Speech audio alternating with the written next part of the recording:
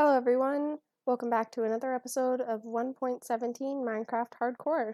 I'm not quite sure what the plan is yet for today, but I did work a little bit on the house, just adding some details around. I still have a long way to go and a lot more that I want to add, so maybe I'll get to that in this episode. But this is the interior so far and what we're working with. I did actually record it. I'm not quite sure how much of that I'm going to include in the video though, so just in case I don't, here you go. I think maybe our first goal for this episode will be going to the Nether, or at least setting up another portal. I do have a gold helmet, so I actually should be fine. I am a little bit stressed about it though, so maybe I should bring some blocks or something with me. Okay, and I got the flint and steel, so it's now just a matter of figuring out where I'm going to put the portal. I think I'll actually go for somewhere back here.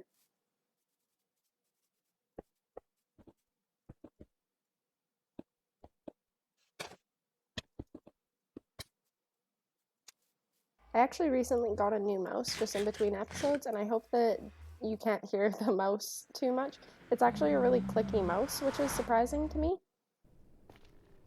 Okay, so I guess this is our nether spawn. It's actually pretty safe. I was expecting to have to cover up the portal a bit so that ghasts didn't blow it up, but I honestly don't think we'll have too much of a problem with that, so I think that I'll just leave it for now.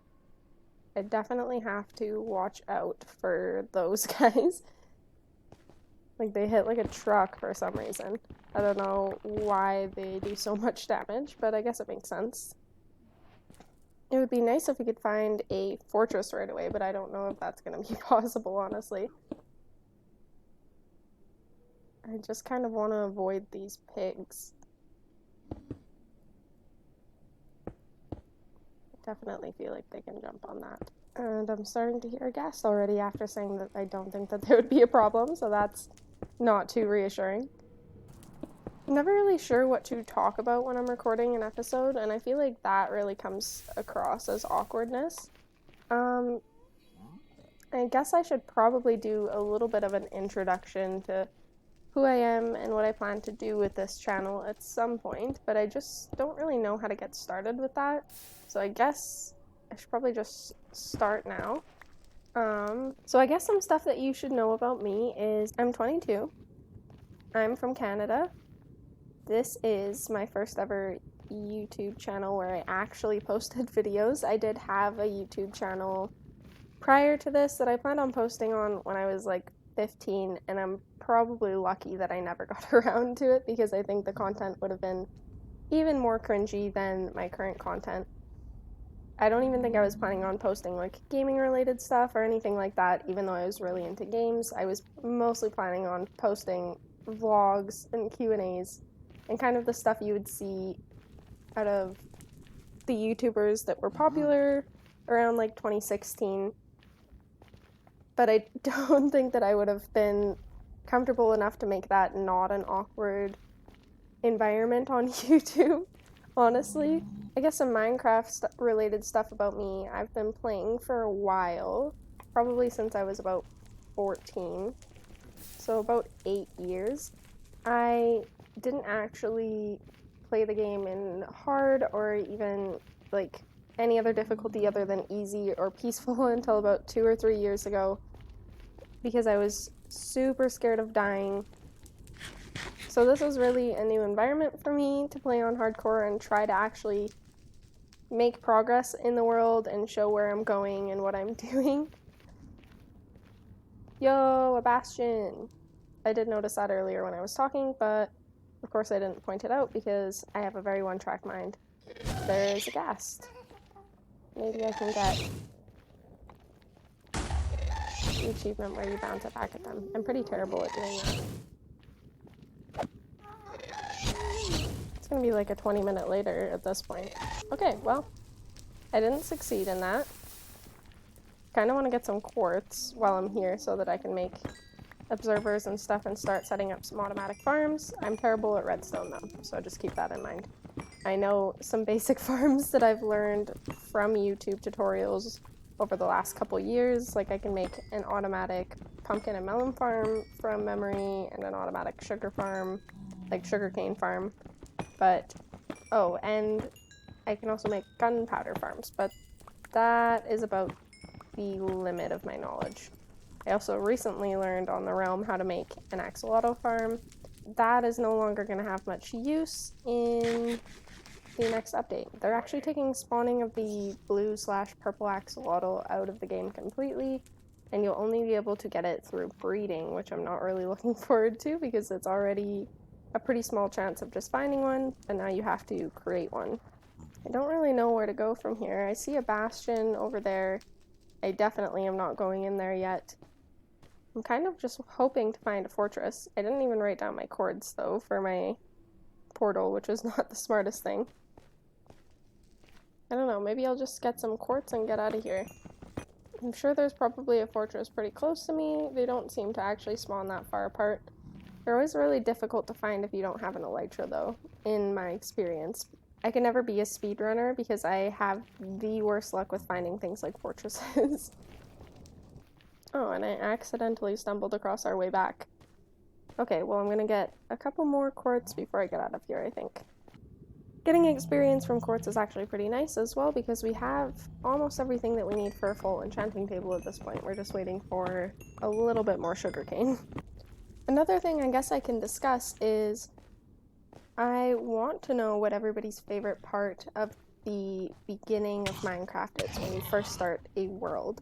Because mine probably is like finding diamonds for the first time or feeling like you're rich in iron until you make a bunch of like redstone contraptions and realize that you really don't have enough iron to even make one thing. But I hate enchanting in the early stages of the game because it's very difficult to get enough experience, and it's very difficult to just get the enchantments you need to start off a world like Fortune and Silk Touch and just a decent sword and armor as well. I also don't really know where I'm going to put the enchanting table. I think I'll maybe have to make a basement. Like, I technically could fit it there. And I am planning on moving this, but I don't know that I want it just in this main room. It's pretty boring as it is, though. I do plan on changing stuff up there, though, and I don't know. I feel like I will find a way to make it less boring. I wonder if the swamp trick for diamonds also works in dark oak forests, because that would be a very good way to get rich quick. Also, if you're wondering how this area of my house is staying lit up, obviously this area isn't without the torch, but if you're wondering how this area of my house is staying lit up, I actually have jack-o'-lanterns hidden under the carpet. I feel like it's especially hard finding something to talk about when you're just starting off on YouTube, because I know, like, I personally watch quite a few Minecraft YouTubers, and it seems like they have a lot to talk about, but I was just thinking about it, and a lot of it is just having conversations with the people who comment or watch their streams about things that they have already talked about. So, like, people in the comments will, throughout the episodes, ask to see a certain thing, and they'll be like, well, I know that you guys want to see this, so that's what I'm planning to do for today, or you guys have been waiting for it, and here it is. So I think that that's actually a big part of what makes it like easier as you progress through YouTube. I did actually get some comments on my last YouTube video, which I wasn't expecting. I was really excited to see that a couple people commented and said that they liked what I had done so far. I'm just really excited, honestly, to see where it goes and how the channel progresses. So just getting any interaction right now is like really exciting for me. I'm just adding some stone buttons because I feel like they look like little rocks on the ground.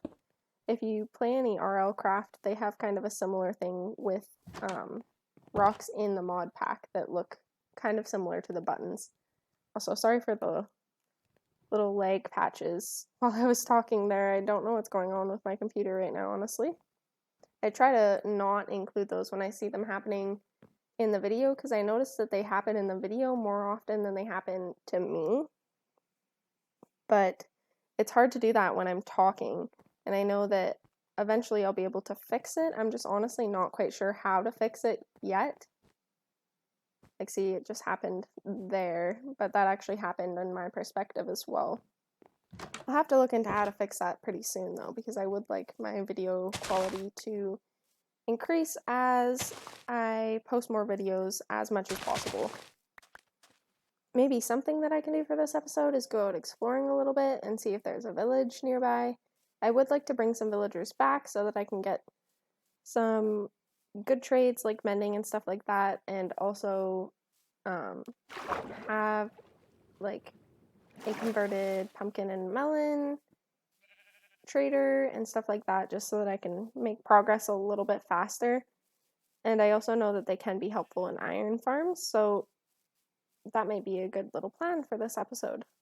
I have to go back and get a bed because of course I forgot to bring a bed. One thing that I found hard about recording videos is I'm actually terrible at multitasking. Like, even just trying to say that, I had to repeat it like 4 times because every time I tried to talk about it, I would forget what I was saying in the middle of the sentence or just have like an awkwardly long pause because I opened a barrel to get some wool. You think that I would have to be kind of decent at it? Like, realizing how hard it is to multitask and make interesting conversation has given me a lot of respect for people who do YouTube for a living. See, like, I don't know why I just did that. I think I was trying to eat, but I was too focused on trying to speak. But then I still had an awkward pause. Like, why? We honestly still haven't made any progress in finding a village. I've been running around for quite a while. I think I'm just having pretty bad luck today, honestly, because I couldn't find a fortress either, and I ran around the Nether for quite a while before I just decided to give up because it wasn't worth dying. I need to get better gear before I go exploring a lot in the Nether, honestly, like at least some basic enchants. The villagers will help out with that though if I can manage to find a village. Oh, there's some more wolves, but I still don't have any bones on me. I don't even know if I have any bones to my name yet, to be honest.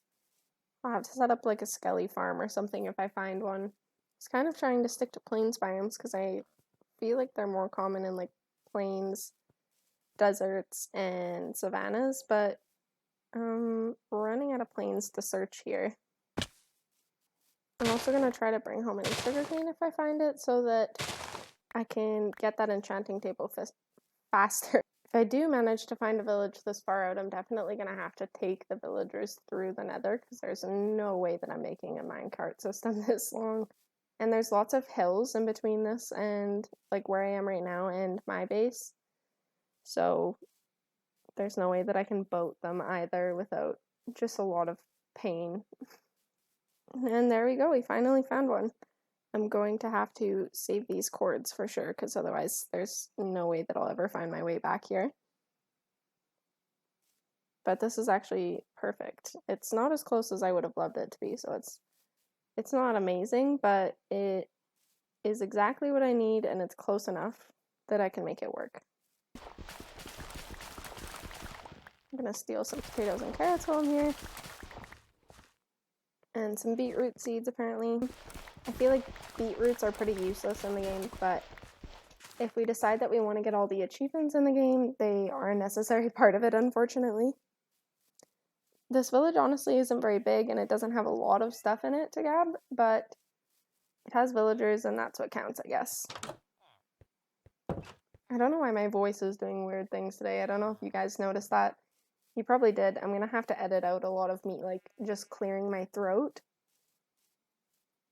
I feel like my throat is just kind of dry, honestly, because I'm not used to talking this much, especially with quarantine and stuff. It's not like I've been going out and seeing lots of people, but the restrictions are close to opening up more where I live, so that's at least something to look forward to. Like, maybe what I'll do is try to bring them at least part of the way back. I probably should have brought rails or something, because it's actually going to be painful with just a boat, but it is necessary.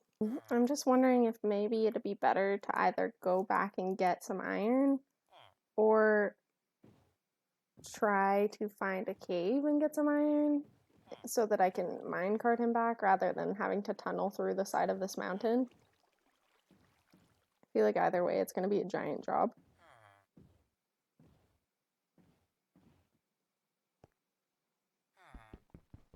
I'm really glad that didn't pop me out into a wall. I didn't even think about that, honestly. Probably shouldn't use up all of my diamond pick either, but they're usually something that you can actually get from villagers if you level them up enough, so I'm just kind of counting on that, to be honest. This way I would be able to get diamond armor and stuff too if I do manage to get 2 of them back, but that means that I'm going to have to make this trip not just once.